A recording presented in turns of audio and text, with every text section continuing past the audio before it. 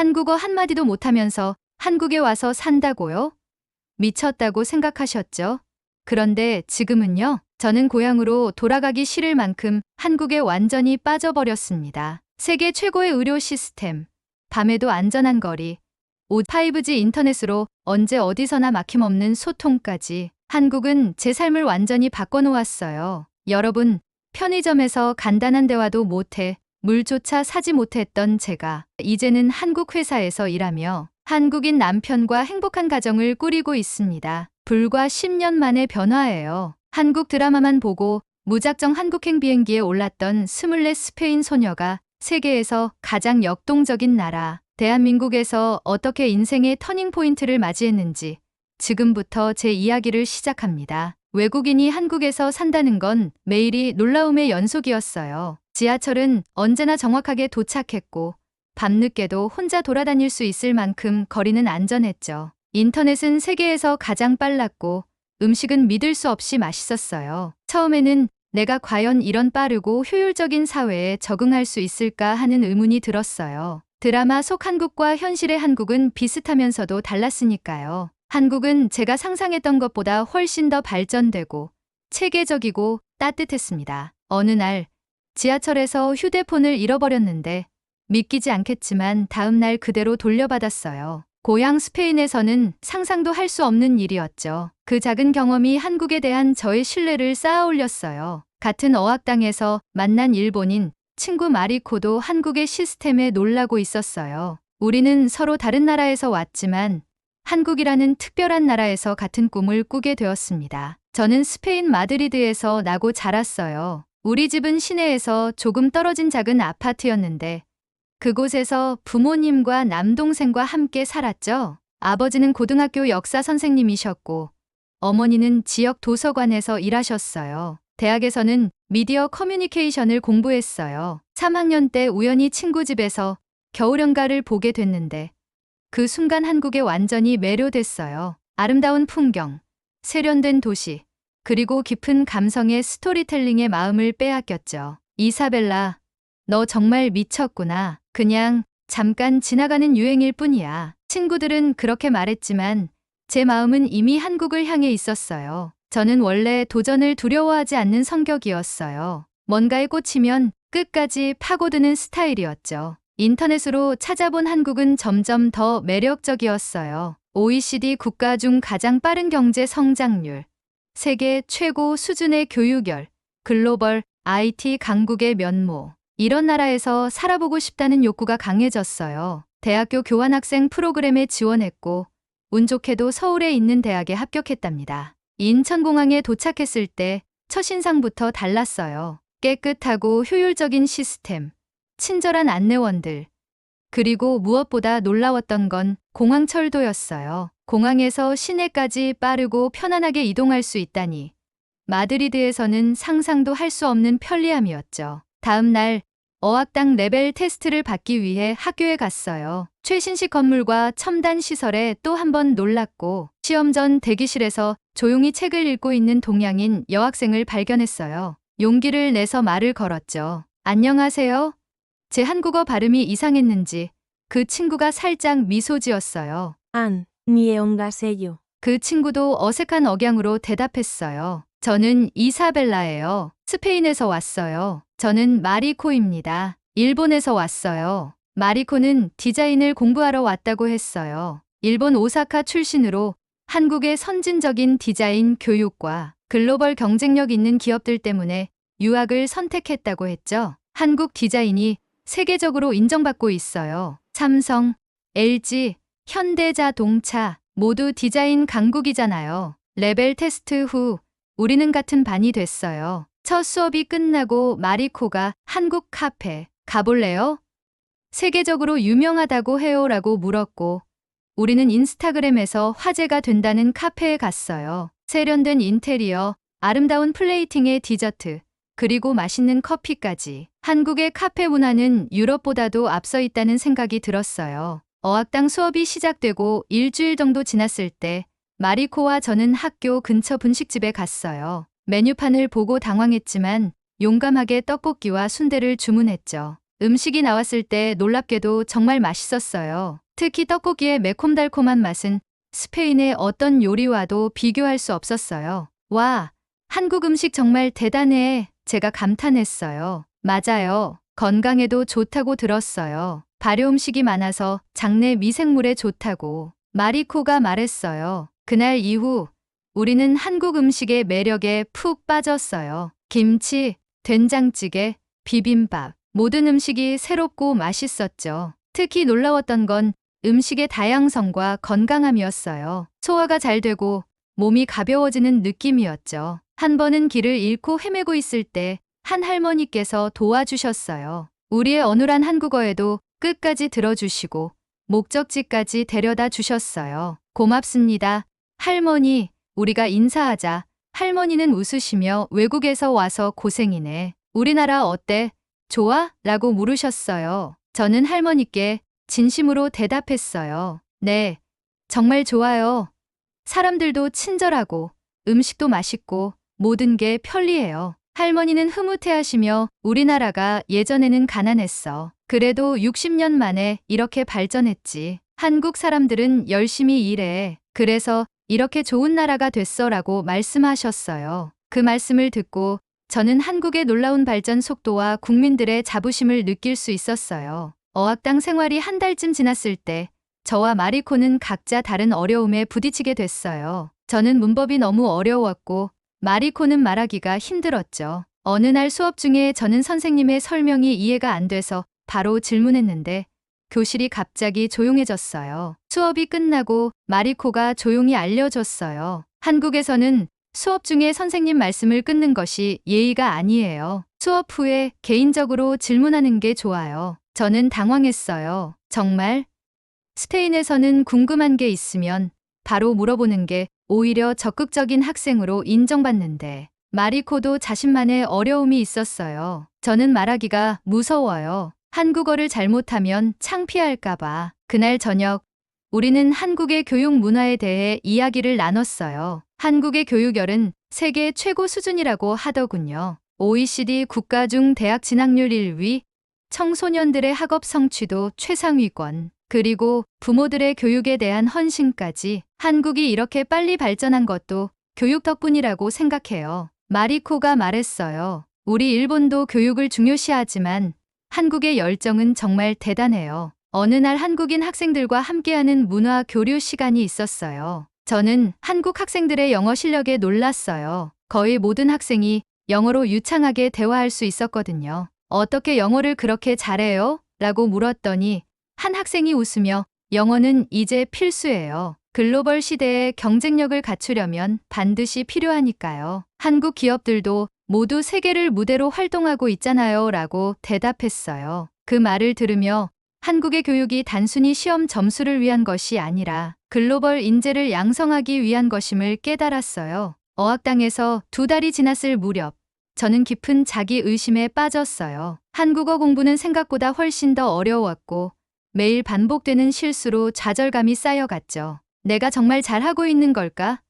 이렇게 계속 고생하면서 한국에 있는 게 맞는 걸까? 이런 고민을 안고 있던 어느 날 우연히 텔레비전에서 한 다큐멘터리를 보게 됐어요. 세계가 주목하는 한국의 경제 기적이라는 프로그램이었죠. 60년 전만 해도 세계에서 가장 가난한 나라 중 하나였던 한국이 이제는 세계 10위권 경제대국이 된 이야기였어요. TV 화면에 등장한 한 한국인 할아버지의 이야기가 특히 인상적이었어요. 우리는 아무것도 없었어. 전쟁으로 모든 게 파괴됐지. 하지만 포기하지 않고 하루에 16시간씩 일했어. 우리 아이들이 더 나은 삶을 살기 위해서. 그 순간 제 고민이 부끄러워졌어요. 언어 하나 배우기 어렵다고 좌절하고 있던 제 모습이 한심하게 느껴졌죠. 한국인들은 그보다 훨씬 더 큰 어려움을 극복하고 세계가 놀랄 만한 성공을 이룩했는데 저는 이런 작은 어려움에 주저앉으려 했던 거예요. 다음 날 이 이야기를 마리코에게 들려주었어요. 마리코도 비슷한 생각을 하고 있었더군요. 맞아요. 나도 어제 한국의 반도체 산업에 대한 뉴스를 봤어요. 세계 시장을 석권하고 있더라고요. 이런 나라에서 공부할 수 있다는 건 정말 큰 행운이라고 생각해요. 그날부터 저희의 마음가짐이 달라졌어요. 한국어 공부가 어렵다는 생각 대신 세계에서 가장 역동적이고 혁신적인 나라에서 배울 수 있는 기회를 갖게 된 것에 감사하게 됐죠. 특히 한국인들의 할 수 있다는 긍정적인 마인드와 끈기 있는 태도를 본받기로 했어요. 우리 서로 도와주자. 그리고 한국인들처럼 끈기 있게 도전하자. 제가 제안했어요. 네. 한국의 빨리빨리 문화와 열정을 배워야겠어요. 마리코가 웃으며 대답했어요. 어느 날 카페에서 공부하고 있을 때였어요. 마리코와 저는 서로 한국어로만 대화하는 연습을 하고 있었는데 옆 테이블에 앉아 계시던 할머니 한 분이 우리에게 말을 걸어오셨어요. 학생들, 한국어 공부하는 거지? 김 선생님이라고 자신을 소개하신 그 할머니는 75살의 은퇴한 국어 교사셨어요. 저희의 열정에 감동하셨다며 일주일에 2번씩 무료로 한국어를 가르쳐 주시겠다고 제안하셨죠. 요즘 외국인들이 우리나라에 많이 오는데 그만큼 한국이 발전했다는 증거지. 내가 어릴 때는 상상도 못했던 일이야. 김 선생님과의 수업은 교과서와는 완전히 달랐어요. 선생님은 한국어만 가르쳐 주신 게 아니라 한국 문화의 깊이와 역사적 맥락까지 알려주셨죠. 한국어에는 정이라는 특별한 개념이 있어. 이건 다른 언어로는 완전히 번역하기 어려운 개념이야. 가족 같은 따뜻함, 끈끈한 유대감, 그리고 서로를 향한 무조건적인 배려를 모두 담고 있지. 선생님은 또한 한국의 첨단 기술과 전통 문화가 어떻게 조화롭게 공존하는지 설명해 주셨어요. 우리나라는 스마트폰 보급률이 세계 1위야. 거의 모든 사람이 최신 기기를 사용하지. 하지만 동시에 우리는 전통을 소중히 여겨. 추석과 설날에는 모든 가족이 모여 전통 놀이도 하고 제사도 지내고 한복도 입어. 김 선생님은 특히 한국의 의료 시스템에 대해 자랑스러워 하셨어요. 우리나라 의료보험 시스템은 세계 최고 수준이야. 모든 국민이 저렴한 비용으로 최고의 의료 서비스를 받을 수 있지. 암 생존율도 세계 최고 수준이고 로봇 수술 같은 첨단 의료 기술도 발달했어. 선생님의 말씀을 들으며 저는 한국이 단순히 경제적으로 성공한 국가가 아니라 사회 안전망과 복지 시스템까지 탄탄하게 갖춘 진정한 선진국임을 깨달았어요. 김 선생님과 만난 지 2달쯤 지났을 때 저희는 선생님의 집에 초대를 받았어요. 강남에서 조금 떨어진 아파트였는데 정갈하고 따뜻한 느낌이 드는 공간이었죠. 선생님의 집에 들어서자마자 놀라움을 감출 수 없었어요. 와, 선생님, 이게 다 무슨 버튼이에요? 저는 현관에 있는 디지털 도어락과 벽에 설치된 스마트 홈 패널을 가리켰어요. 아, 이건 우리 아파트 기본 설비야. 요즘 한국 집은 다 이래. 여기 버튼 하나로 집 안의 모든 전자기기를 제어할 수 있어. 선생님은 버튼 하나로 커튼이 자동으로 열리고 음악이 흘러나오고 에어컨이 켜지는 것을 보여주셨어요. 마리코와 저는 눈이 휘둥그레졌죠. 일본에도 첨단 기술이 많지만 이렇게 일반 가정집에까지 보급된 경우는 드물어요. 마리코가 감탄했어요. 식사 후 김 선생님은 오래된 사진첩을 꺼내오셨어요. 그 안에는 한국의 변화상이 담겨 있었죠.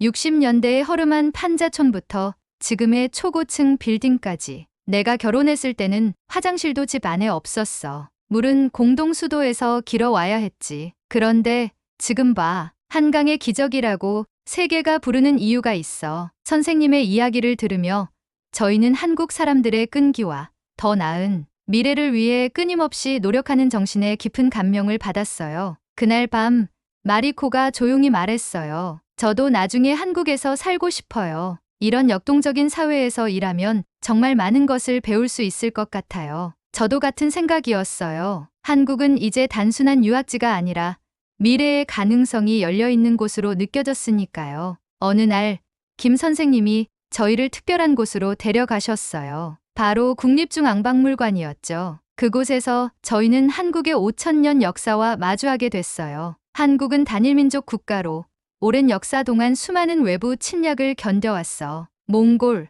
중국, 일본. 하지만 우리는 항상 우리의 정체성을 지켜왔지. 박물관에는 정교한 금관, 세계 최초의 금속 활자본, 그리고 정밀한 천문 관측 도구인 혼천이가 전시되어 있었어요. 마리코와 저는 한국의 과학기술이 이미 수백 년 전부터 얼마나 발달했는지 알게 됐죠. 세계 최초의 천문대는 한국에서 만들어졌다는 거 알아? 그리고 세계에서 가장 과학적인 문자 체계인 한글도 한국이 자랑하는 문화유산이야. 저는 한글의 창제 원리에 특히 감명받았어요. 모든 사람이 쉽게 배울 수 있도록 과학적으로 설계된 문자라니 정말 놀라웠죠. 세종대왕은 백성들이 쉽게 글을 배울 수 있게 한글을 만드셨어. 그 시대에 문맹률을 낮추기 위해 새로운 문자를 개발한 나라는 세계에서 한국이 유일해. 그날 저녁 우리는 경복궁의 야간 개장을 구경했어요. 현대적인 LED 조명 아래 고궁의 아름다움은 더욱 빛났죠. 전통과 현대가 조화롭게 어우러진 모습이 정말 인상적이었어요. 한국은 과거의 영광에만 머물지 않고 그것을 바탕으로 미래를 향해 끊임없이 나아가는 나라예요. 마리코가 말했어요. 저도 동의했어요. 맞아. 역사를 존중하면서도 혁신을 두려워하지 않는 정신이 정말 대단해. 그 순간 저희는 한국의 역사 속에서 현재의 성공 비결을 발견한 것 같았어요. 외부의 위협 속에서도 자신들의 정체성을 지키며 발전시켜온 한국인들의 끈기와 지혜가 오늘날의 글로벌 강국을 만든 원동력이었던 거죠. 어학당 마지막 학기가 시작될 무렵 갑작스러운 소식이 저희를 충격에 빠뜨렸어요. 김 선생님이 갑자기 병원에 입원하셨다는 연락을 받은 거예요. 심장에 문제가 생겨 큰 수술이 필요하다고 했죠. 마리코와 저는 걱정스러운 마음으로 병원을 찾았어요. 그런데 병원에 들어서자마자 또 다른 놀라움이 저희를 기다리고 있었어요. 너무나 현대적이고 깨끗한 시설에 입이 떡 벌어졌거든요. 이게 정말 국립병원이라고요? 제가 안내 데스크에 물었어요. 네, 서울대학교 병원입니다. 무엇을 도와드릴까요? 선생님이 계신 병실로 안내받아 올라갔는데 병실 환경도 호텔처럼 쾌적했어요. 개인 TV는 물론 최신 전자 제어 침대, 그리고 각종 첨단 의료 장비들이 갖춰져 있었죠. 선생님, 괜찮으세요? 걱정스럽게 물었어요. 걱정 마라. 우리나라 의사들은 세계 최고야. 내일 로봇 수술을 받기로 했어. 회복도 빠르대. 다음 날 저희는 수술을 기다리는 동안 병원 로비에서 시간을 보냈어요. 그곳에는 해외에서 온 많은 환자들이 있었는데 저희와 같은 이유로 걱정스러운 표정이었죠. 옆자리에 앉은 중동 출신으로 보이는 남성이 말을 걸어왔어요. 한국인이세요? 아니요. 저희는 유학생이에요. 제가 대답했어요. 아, 그렇군요. 저는 아랍에미리트에서 왔어요. 한국의 의료 기술이 세계 최고라고 해서 암 치료를 받으러 온 거예요. 그 환자의 말에 놀랐어요. 지구 반대편에서까지 치료를 받으러 오다니. 그는 말을 이어갔어요. 우리나라에선 불가능한 수술을 여기서는 할 수 있대요. 게다가 의사들의 실력도 세계 최고 수준이고 비용도 미국이나 유럽보다 훨씬 저렴하고요. 선생님의 수술은 다행히 성공적으로 끝났어요. 담당 의사 선생님이 저희에게 설명해 주셨죠. 최소 침습 로봇 수술로 진행했습니다. 한국은 이 분야 세계 선두 주자예요. 덕분에 회복이 빠르고 흉터도 거의 남지 않을 거예요. 그날 저녁 마리코와 저는 병원 카페테리아에서 이야기를 나눴어요. 한국의 의료 시스템이 이렇게 발달한 줄 몰랐어. 제가 말했어요. 맞아요. 건강보험 시스템도 정말 대단해요.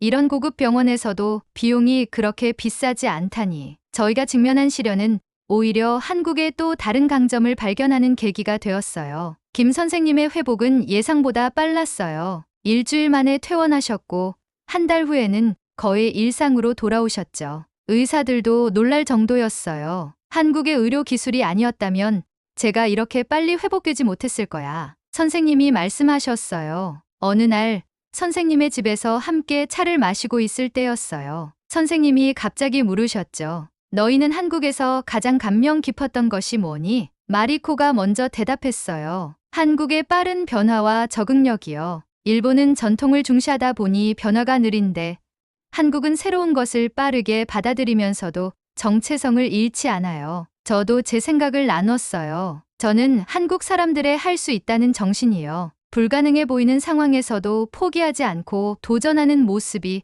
정말 인상적이었어요. 김 선생님은 흐뭇하게 웃으셨어요. 그래, 우리 한국인의 저력은 바로 그거야. 할 수 있다는 정신, 한강의 기적, 민주화, IT 강국으로의 성장. 모두 우리는 할 수 있다는 믿음 덕분이었지. 그날 저녁, 집으로 돌아가는 길에 마리코와 저는 깊은 대화를 나눴어요. 이사벨라, 나 이제 알았어요. 우리가 한국어를 배우는 건 단순히 언어를 습득하는 게 아니었어요. 한국의 정신, 문화, 그리고 에너지를 배우는 거였어요. 제 마음도 같았어요. 맞아, 마리코. 한국어를 통해 우리는 한국인들의 삶의 방식과 가치관을 이해하게 된 거야. 그리고 그건 정말 큰 선물이야. 저희는 그날 밤 한국에서의 경험이 단순한 유학이 아니라 인생의 전환점이 될 것이라는 확신을 갖게 됐어요. 한국의 열정과 혁신, 그리고 따뜻한 정의 문화는 저희의 미래에도 큰 영향을 미칠 거였으니까요. 다음 날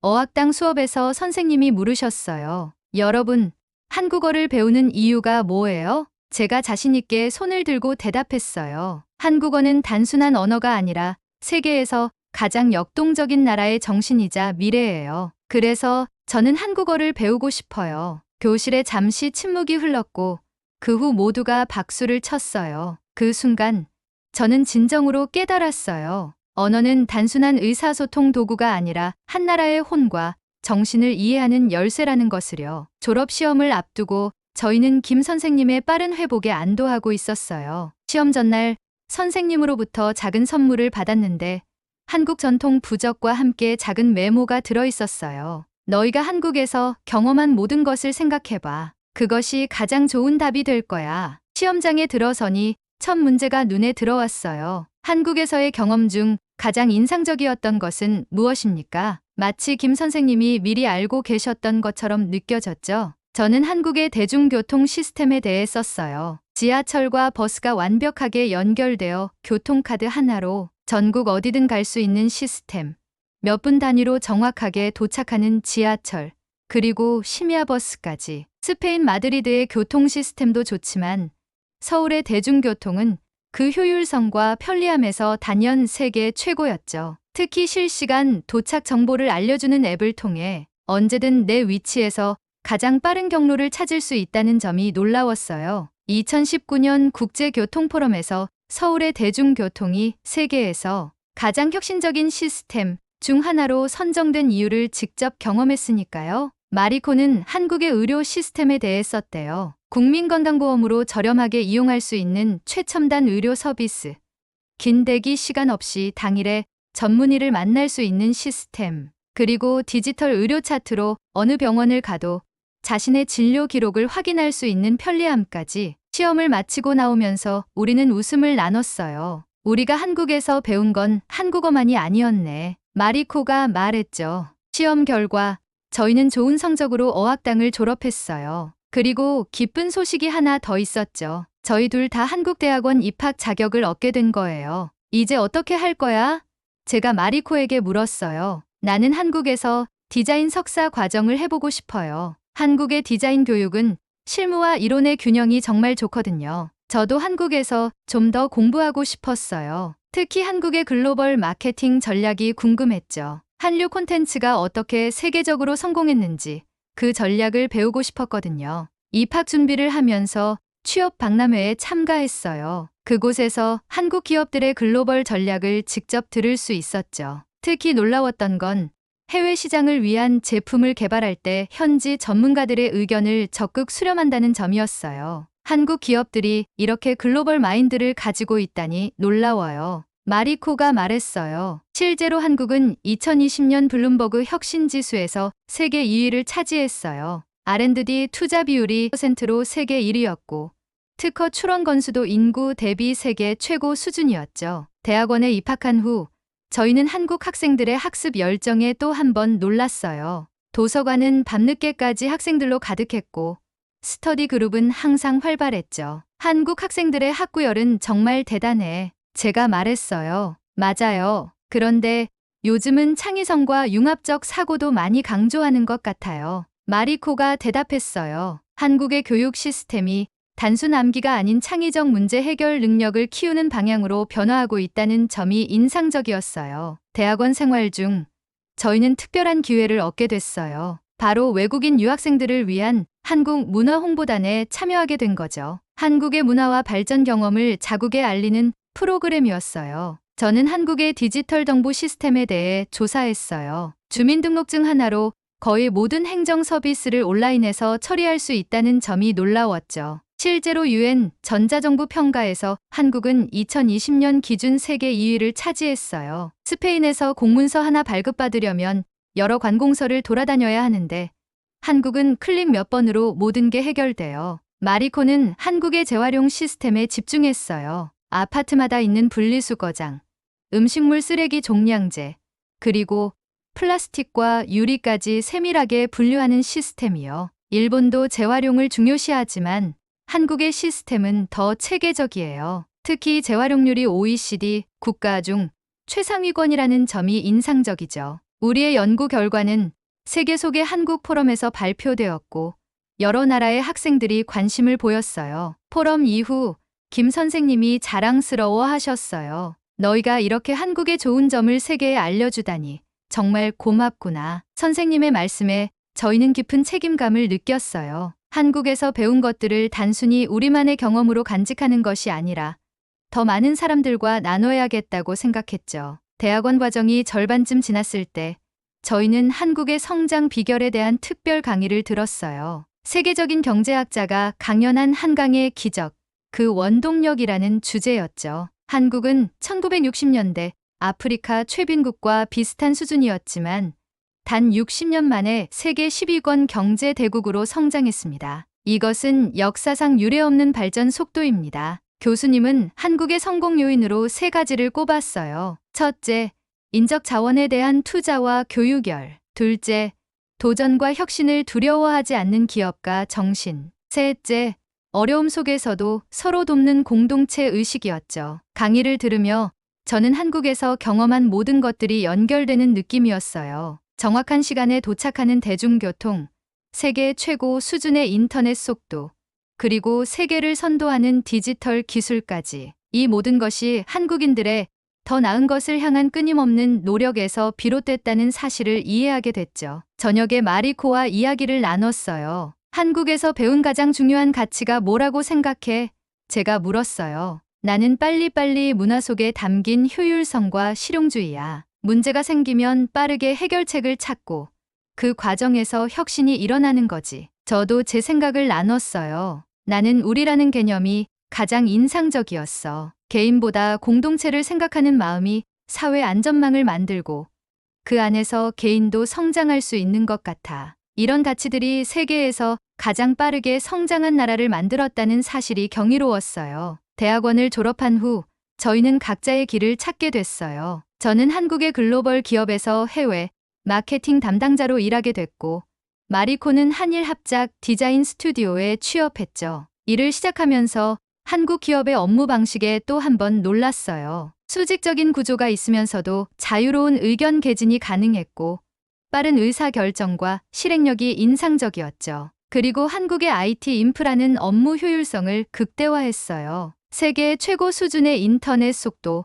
평균 다운로드 속도 세계 1위, 어디서나 연결되는 5G 네트워크, 그리고 클라우드 기반 협업 시스템까지. 어느 날 외국인 직원들을 위한 워크숍에 참가했는데 한국에서 일하는 다양한 국적의 사람들과 경험을 나눌 수 있었어요. 모두가 한국의 빠른 업무 속도와 효율성에 감탄하고 있었죠. 미국에서 온 마케팅 전문가는 이렇게 말했어요. 한국 기업들의 의사결정 속도는 믿을 수 없을 정도로 빨라요. 미국에서는 몇 주 걸릴 프로젝트 승인이 여기서는 단 몇 시간 만에 이루어지니까요. 영국에서 온 디자이너도 동의했어요. 한국만큼 트렌드 변화에 빠르게 대응하는 시장은 본 적이 없어요. 소비자의 니즈를 빠르게 파악하고 제품에 반영하는 능력이 정말 대단해요. 이런 대화를 나누면서 저희는 한국에서의 경험이 단순히 개인적인 성장을 넘어 글로벌 시각을 형성하는 데 큰 도움이 됐다는 것을 깨달았어요. 한국에서의 시간이 흘러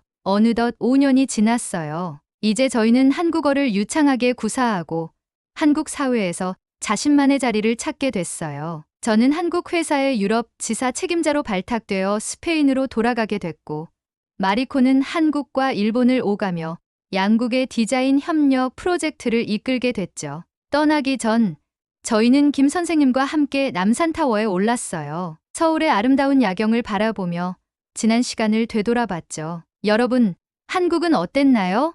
선생님이 물으셨어요. 마리코가 먼저 대답했어요. 한국은 저에게 새로운 시각을 주었어요. 효율성과 정이 공존할 수 있다는 것. 전통을 소중히 하면서도 혁신을 두려워하지 않는 균형 감각을 배웠죠. 저도 제 생각을 나눴어요. 한국은 불가능을 가능으로 만드는 나라였어요. 전쟁의 폐허에서 세계 경제 강국으로, 원조 수혜국에서 원조 공여국으로 변화한 역사가 정말 놀라웠어요. 무엇보다 이런 발전 과정에서도 인간미를 잃지 않은 점이 가장 인상적이었죠. 김 선생님은 흐뭇한 표정으로 말씀하셨어요. 너희가 한국의 좋은 점을 보고 배워간다니 기쁘구나. 앞으로도 한국과 너희 나라 사이의 다리 역할을 해주길 바란다. 저희가 각자의 나라로 돌아간 후에도 한국에서의 경험은 저희 삶의 중요한 나침반이 됐어요. 저는 스페인의 한국식 업무 효율성과 서비스 정신을 도입했고, 마리코는 일본의 한국의 창의적인 디자인 접근법을 소개했죠. 매년 한국을 방문할 때마다 저희는 또 다른 발전과 변화를 목격해요. 세계 최초의 수소 경제 생태계 구축, 인공지능과 로봇 기술의 혁신적 발전, 그리고 세계를 매료시키는 문화 콘텐츠까지. 10년 전 한국어 한마디 제대로 못하면서 무작정 한국행 비행기에 올랐던 그 결정이 저희 인생의 터닝 포인트가 되었어요. 한국은 저희에게 언어만 가르쳐 준 게 아니라 도전 정신과 혁신의 가치, 그리고 따뜻한 정의 문화를 선물해 주었으니까요. 한국어는 못했지만 마음은 통했어요. 그리고 그 마음이 저희를 더 나은 세계 시민으로 성장시켰답니다.